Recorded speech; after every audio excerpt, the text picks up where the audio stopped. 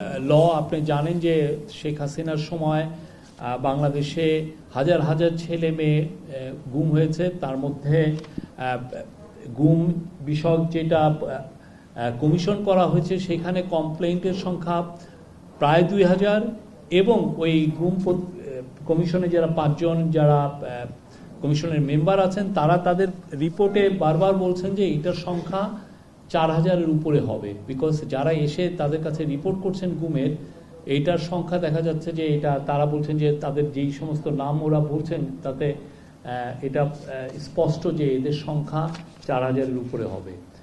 আর দেশে আয়নাঘর ছিল, আয়নাঘর ছিল, সেখানে এদেরকে রাখা হতো। অনেকে যারা গুম হয়েছেন কেউ কেউ ফিরে এসছেন, আবার অনেকে ফিরে আসেননি। আপনি জানেন বিএনপির অনেক কর্মী এখনো ফিরে আসেননি। তো এই গুমের উপরে আজকে গুম প্রতিরোধ এবং প্রতিকারের জন্য একটা ল, এটা অনেকদিন এটা নিয়ে যথেষ্ট ডিবেট হয়েছে, হওয়ার পর আজকে এটা চূড়ান্তভাবে অনুমোদন হয়েছে।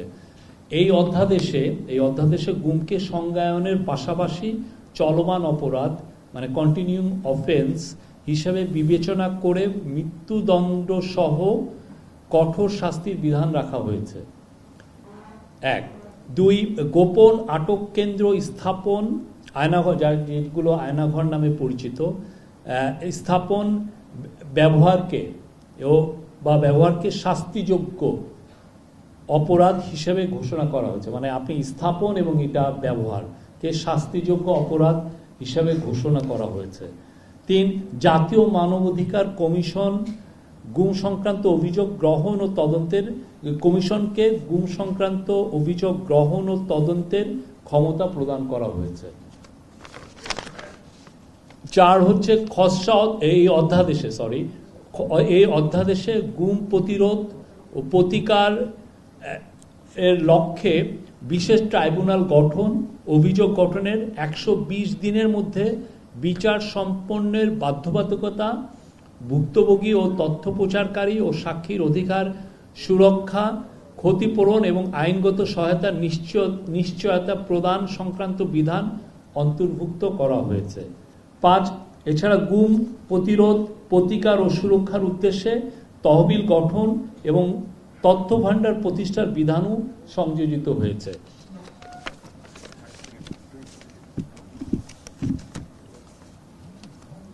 আর আপনি জানেন যে এই গুম সংক্রান্ত একটা ইন্টারন্যাশনাল কনভেনশন আছে, যেটার নাম হচ্ছে international convention for the protection of all persons from enforced disappearance. এটা বাংলাদেশ গত বছর 29শে আগস্ট উপদেষ্টা পরিষদ এটার অ্যাপ্রুভ করেছেন এবং বাংলাদেশ এটার অংশীদার হয়েছে। এই অংশীদারের এই পুরো লটা এই কনভেনশনকে ফলো করে আমরা ওইটাকে স্ট্যান্ডার্ড মেনে আমরা এই লটা, এই অধ্যাদেশটা তৈরি করা হয়েছে। আর এই অধ্যাদেশের উক্ত কনভেনশনের আলোকে এবং সংবিধানের সংরক্ষিত জীবন ও ব্যক্তি স্বাধীনতার অধিকার কার্য করার উদ্দেশ্যে গুম প্রতিরোধ, প্রতিরক্ষা ও প্রতিরক্ষার জন্যই এই আইনটাকে করা হয়েছে, প্রণয়ন করা হয়েছে। এই ছিল এটা নিয়ে আপনি গত 30শে অক্টোবর এটা নিয়ে যথেষ্ট ডিবেট হয়। তারপরে অনেকগুলো বিষয় আসে, সেগুলো এই গত এক সপ্তাহে এটাকে ইনকর্পোরেট করে আজকে এটাকে ফাইনাল ক্যাবিনেটে আসে এবং এই ক্যাবিনেট প্রফেসর মোহাম্মদ ইউনূসের নেতৃত্বে এটাকে আজকে এটা অ্যাপ্রুভ করেছেন। এটা বাংলাদেশের একটা ঐতিহাসিক ল। এর ফলে বাংলাদেশে আর কোনো ফ্যাসিস্ট গভর্নমেন্ট এসে দেশে গুমের রাজত্ব চালাতে পারবে না এবং দেশের কোনো আয়নাঘর তৈরি হবে না। আর এছাড়া আজকে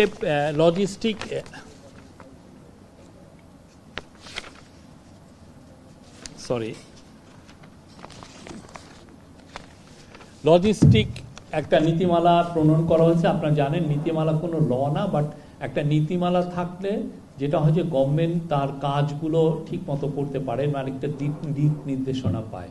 সেই দিক নির্দেশনা আজকে লজিস্টিকে খুবই একটা ইম্পর্টেন্ট একটা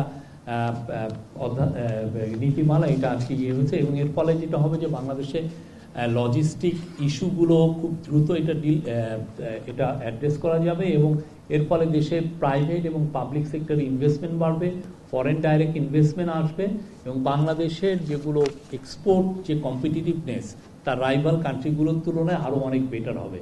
আপনি জানেন বাংলাদেশে আমরা যদি এখন একটা পণ্য রপ্তানি করতে যাই, সেটা এক চিটাং পোর্টেই দেখা যাচ্ছে যে কোনো কোনো সময় 11 দিনের মতো এটা পড়ে থাকতে হয়, তার শিপমেন্টে এত দেরি হয়। তো এই লজিস্টিক নীতিমালা যদি আমরা বাস্তবায়ন করতে পারি, তাহলে যেটা হবে যে বাংলাদেশে পণ্য পরিবহন এবং পণ্যর অ্যাভেলেবিলিটি এগুলো খুব দ্রুত সবার কাছে পৌঁছবে এবং আমরা এক্সপোর্টও খুব দ্রুত করতে পারবো। সে ফলে যেটা হবে যে বিদেশি কোম্পানিগুলো মোর ইন্টারেস্টেড থাকবে বাংলাদেশে ইনভেস্ট করতে। তো এটা 2024 সালে এরকম একটা নীতি করা হয়েছিল, কিন্তু দেখা যাচ্ছে যে ওইটাকে আবার রিঅ্যাসেস করে একটা সচিব কমিটি রিঅ্যাসেস করে দেখেছে যে এটা এটা অনেক ইট ফেল শর্ট অফ এক্সপেকটেশন, এটার কিছুই এটা বেয়ার বোনস ছিল এবং যেটা হয়েছে যে এটার পুরো 2-3 পৃষ্ঠা জুড়ে শেখ মুজিবের বন্দনা ছিল। এটা জুনে এটাকে চেঞ্জ করে এটা ট্রান্সপোর্ট এবং ব্রিজেস ডিভিশনের যে সচিব ছিলেন তৎকালীন এহসানুল হক, উনি এখন আমাদের জনপ্রশাসন সচিব, তার নেতৃত্বে একটি কমিটি গঠন করে এবং কমিটি এই একটা ফাইনাল একটা ড্রাফট তৈরি করে। তো এইটা মূল ফোকাসটা হচ্ছে যে 2050 সালের মধ্যে আমাদের যে লজিস্টিক্যাল যে ইস্যুগুলো, আমরা ফোকাসটা থাকবে হচ্ছে মোর অন রেলওয়ে এবং নৌ পরিবহনের উপরে। আপনি জানেন বাংলাদেশের বিশাল পরিমাণ এখনো 3000-এর মতো কিলোমিটার ন্যাভিগেবল নৌ রুট আছে এবং পরিবহন রেলও 3000 কিলোমিটার আছে, কিন্তু এটা আমরা ম্যাক্সিমাম ইউজ করতে পারি না। বিশেষ করে নৌয়ের ক্ষেত্রে দেখা যাচ্ছে যে 7 মাস আমাদের নদীগুলো খুব ভালো ন্যাভিগেবল থাকে, কিন্তু তারপর আমরা এটা ম্যাক্সিমাম ইউটিলাইজ করতে পারি না। এদের যাতে ম্যাক্সিমাম ইউটিলাইজেশন হয় সেই বিষয়ে এইটা জোরদার করা হয়েছে।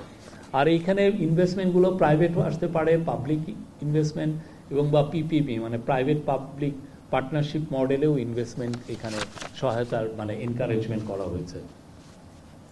এটার মাধ্যমে আমাদের লজিস্টিক্যাল ইস্যুগুলো একটা ডিজিটাল ইকোসিস্টেমে এসে পড়বে, যাতে আমরা অনেক কিছুই যেমন অনেক কাস্টমসের যে ফিজগুলো বা কাস্টমসের যতগুলো ডকুমেন্টেশন এগুলো সব জন্য রিয়াল টাইমে ডিজিটাল কাস্টম বা ক্লিয়ারেন্স করা যায় সেই ব্যবস্থা রাখা হয়েছে। এটার মাধ্যমে রিয়াল টাইমে আপনি আপনার পণ্যটা কোথায় গেল, আপনি যে আপনার পণ্য এক্সপোর্ট করবেন সেটা বাংলাদেশে বসে আপনার ফিঙ্গার টিপে আপনি ট্র্যাকিং করা, আগে যেটা শুধুমাত্র ফরেন কোম্পানির মাধ্যমে করতে পারতেন সেটা আমাদের এখানেই আপনার এটা করার সুযোগ হবে। এই পুরো নীতিমালা 11টি অধ্যায় আছে এবং এই নীতিমালার পুরোটা ফোকাসটাই হচ্ছে যে এটা একটা পরিবেশ বান্ধব একটা লজিস্টিক বাংলাদেশে এটা ইনশোর করা হচ্ছে। এই ছিল আজকে। আর ছুটি নিয়ে অ্যাপ্রুভাল হয়েছে। আগামী বছর এক্সিকিউটিভ আদেশ এবং সাধারণ আদেশে, সাধারণ নির্বাহী আদেশে এবং সাধারণ ছুটি হচ্ছে মোট 28 দিন ছিল, কিন্তু তার মধ্যে 9 দিন হচ্ছে শুক্র শনিবার, সেই জন্য অ্যাকচুয়াল ছুটিটা হবে যেটা উইকডেতে পড়েছে সেটা হলো 17 দিন। এটা আজকে অ্যাপ্রুভ হয়েছে। Thank you.